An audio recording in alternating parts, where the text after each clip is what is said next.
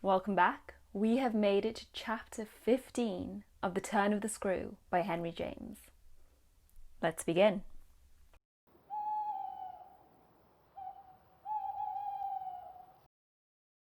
The Turn of the Screw, chapter 15.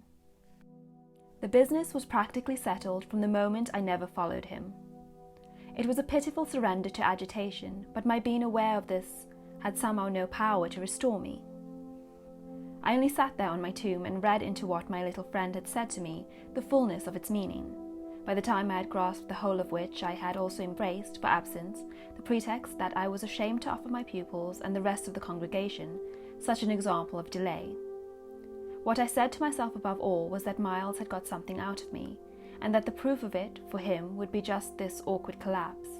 He had got out of me that there was something I was much afraid of, and that he should probably be able to make use of my fear to gain, for his own purpose, more freedom. My fear was of having to deal with the intolerable question of the grounds of his dismissal from school, for that was really but the question of the horrors gathered behind. That his uncle should arrive to treat with me of these things was a solution that, strictly speaking, I ought now to have desired to bring on. But I could so little face the ugliness and the pain of it that I simply procrastinated and lived from hand to mouth. The boy, to my deep discomposure, was immensely in the right, was in a position to say to me, "Either you clear up with my guardian the mystery of this interruption of my studies, or you cease to expect me to lead with you a life that's so unnatural for a boy." What was so unnatural for the particular boy I was concerned with was this sudden revelation of a consciousness and a plan. That was what really overcame me, what prevented my going. I walked round the church, hesitating, hovering. I reflected that I had already with him hurt myself beyond repair. Therefore I could patch up nothing, and it was too extreme an effort to squeeze beside him into the pew. He would be so much more sure than ever to pass his arm into mine and make me sit there for an hour in close, silent contact with his commentary on our talk.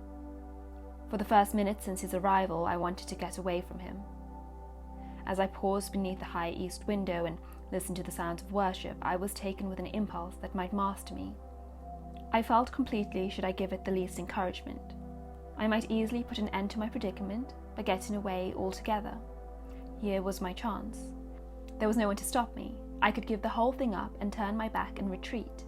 It was only a question of hurrying again, for a few preparations to the house which the attendants at the church of so many of the servants would practically have left unoccupied. No one, in short, could blame me if I should just drive desperately off. What was it to get away if I got away only till dinner?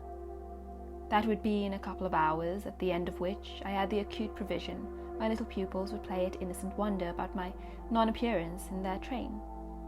"What did you do, you naughty bad thing? Why in the world to worry us so and take our thoughts off too? Don't you know? Did you desert us at the very door?" I couldn't meet such questions, nor, as they asked them, their false little lovely eyes. Yet it was also exactly what I should have to meet that, as the prospect grew sharp to me, I at last let myself go. I got so far as the immediate moment was concerned away. I came straight out of the churchyard and, thinking hard, retraced my steps through the park.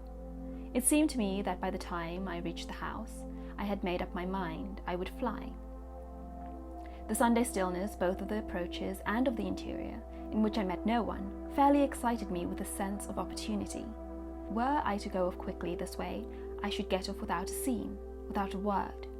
My quickness would have to be remarkable, however, and the question of a conveyance was the great one to settle. Tormented in the hall, with difficulties and obstacles, I remember sinking down at the foot of the staircase, suddenly collapsing there on the lowest step, and then, with a revulsion, recalling that it was exactly where, more than a month before, in the darkness of night and just so bowed with evil things, I had seen the spectre of the most horrible of women. At this I was able to straighten myself. I went the rest of the way up. I made, in my bewilderment, for the schoolroom, where there were objects belonging to me that I should have to take. But I opened the door to find again, in a flash, my eyes unsealed. In the presence of what I saw, I reeled straight back upon my resistance. Seated, at my own table, in clear noonday light, I saw a person whom, without my previous experience, I should have taken at the first blush for some housemaid who might have stayed at home to look after the place and who, availing herself of a rare relief from observation and of the schoolroom table and my pens, ink and paper, had applied herself to the considerable effort of a letter to her sweetheart. There was an effort in the way that, while her arms rested on the table, her hands with evident weariness supported her head. But at the moment I took this in, I had already become aware that in spite of my entrance, her attitude strangely persisted. Then it was, with the very act of its announcing itself, that her identity flared up in a change of posture. She rose, not as if she had heard me, but with an indescribable, grand melancholy of indifference and detachment, and within a dozen feet of me stood there as my vile predecessor.